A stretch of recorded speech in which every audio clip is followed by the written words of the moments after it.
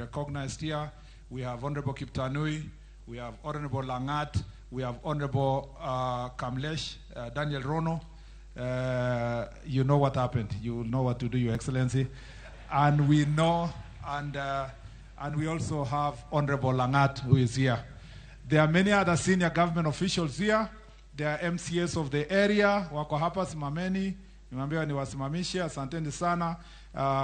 Mheshimiwa MCA wa area hii, wa ward ya Kiptum ni Leng, na also MCA wa area Koima ambaye ni Hasla, alikuwa conductor wa matatu. Asante sana, Your Excellency. Your Excellency, kwanza nataka kusema kwamba mimi nilihusunika sana kwa kumpoteza mkimbiaji ambaye alikuwa mtu wa kutegemewa kwa dunia mzima. Bwana Kiptum alipofariki, hatukumpoteza kwa Elgeyo Marakwet peke yake, but in the whole world. Ungeangalia habari za dunia, ungeona kwamba CNN, BBC, all channels in the world were covering his death, because, Your Excellency, this man, this very man, who perhaps had the little education, who perhaps, Your Excellency, started running just a few years ago. He was walking on foot. A man who perhaps could never have been recognized by anybody because of his hard work and talent, became a conqueror of the world. Your Excellency, I love athletics. Perhaps because I went to St. Patrick's High School, where my desk mates were world beaters, gold medal medalists when we were in class. But I've become a fan of athletics. I watched Kiptum running Chicago Marathon live and breaking that record. Your Excellency, these athletes, including Kiptum, have made a difference through sports. And sometimes we have over-glorified class education, Your Excellency, to the extent that we deny these athletes opportunities to serve in government just because of lack of a paper. Your Excellency, under CBC program, we need to change our mindset. We should not force everybody to have a particular certificate.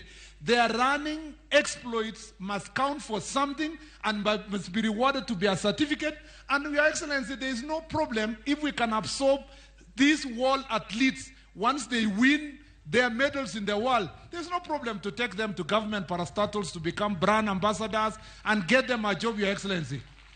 These strictures, hii vitu tunaweka kwa sheria kusema lazima ukue umemaliza form 4, ukue na second upper degree, ukue na masters, Your Excellency.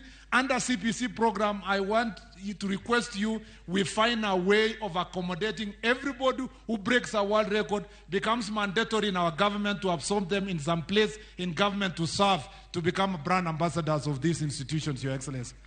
To finish, Your Excellency, I want to say this. We support your government in everything that has been requested. We will work with you under your directives to make sure that these things are delivered. On my part, these athletes had requested me in Iten the other day.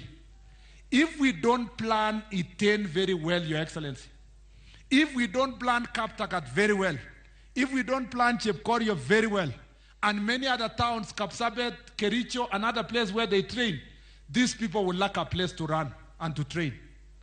Ukienda saa hizi mabarabara zetu, umejaa bodaboda, na imewekwa lami kila mahali.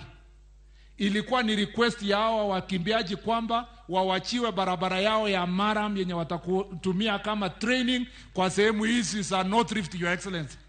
Na nime request all the 3 governors who are here, mark those roads, and as a Ministry of Roads, sisi tutatengeneza tuweke mara mzuri where they can be able to train.